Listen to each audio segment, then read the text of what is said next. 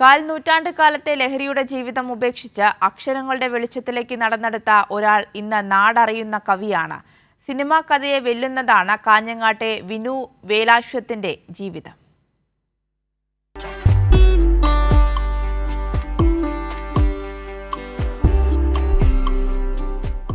ജീവനത്തേക്കാൾ മദ്യത്തെ സ്നേഹിച്ച കാലം, നീണ്ട 25 വർഷങ്ങൾ.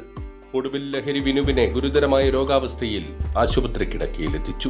ആശുപത്രിയിലെ ഏകാന്ത ജീവിതത്തിനിടെ പ്രതിസന്ധി ഘട്ടത്തിൽ അതുവരെ കൂടെയുണ്ടായിരുന്നവർ ആരും നോക്കാനില്ലെന്ന യാഥാർത്ഥ്യം തിരിച്ചറിഞ്ഞു. ജീവിതം കൈവിട്ടുപോയ കെട്ടകാലത്ത് നിന്നും അക്ഷരങ്ങളിലൂടെ വിനു പതിയെ ജീവിതം തിരിച്ചുപിടിച്ചു. മനസ്സിൽ തോന്നുന്നത് അങ്ങിങ്ങായി കുത്തിക്കുറിച്ചിട്ടു. സ്വന്തം ജീവിതാനുഭവങ്ങൾ ചാലിച്ച അക്ഷരങ്ങൾ സമൂഹമാധ്യമങ്ങളിൽ എഴുതി തുടങ്ങിയതോടെ വിനുവിനെ വായിക്കാൻ ആളുകളുണ്ടായി. ഇങ്ങനെ എഴുതിയ കവിതകളെ തേച്ചുമിനുക്കി ചേർത്ത് വെച്ച കാഞ്ഞങ്ങാട് പുസ്തകവണ്ടി പ്രസിദ്ധീകരിച്ചു. അങ്ങനെ വിനു വേലാശ്വരത്തിന്റെ ആദ്യ കവിതാ സമാഹാരം വെയിൽ രൂപങ്ങൾ വായനക്കാരിലേക്കെത്തി.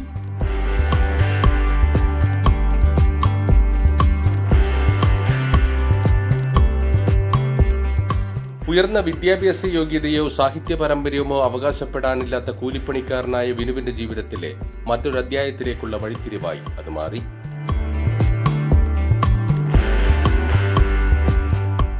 കൈവിട്ടു പോകുമായിരുന്ന ജീവിതത്തെ തിരിച്ചുകൊണ്ട് പുസ്തകങ്ങളാണ്.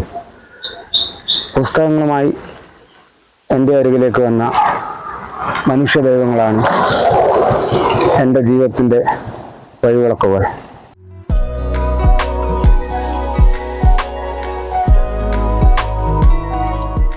കാഞ്ഞങ്ങാട് നന്മമരം പ്രവർത്തകരും കവയത്രി CP ശുഭ ടീച്ചറും സമ്മാനിച്ച പുസ്തകങ്ങളാണ് വിനുവിനെ വായനയുടെയും എഴുത്തിന്റെയും ലോകത്തേക്ക് നയിച്ചത്.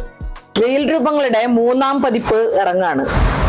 ഒരു മാസത്തിനകമാണ് 3ാം പതിപ്പ്, അതും കവിതാ സമാഹാരങ്ങൾ ഇറങ്ങുന്നത് എന്നുള്ളത് പുസ്തകവണ്ടിയെ സംബന്ധിച്ച് ഏറെ അഭിമാനവും സന്തോഷമുള്ള ഒരു കാര്യമാണ്.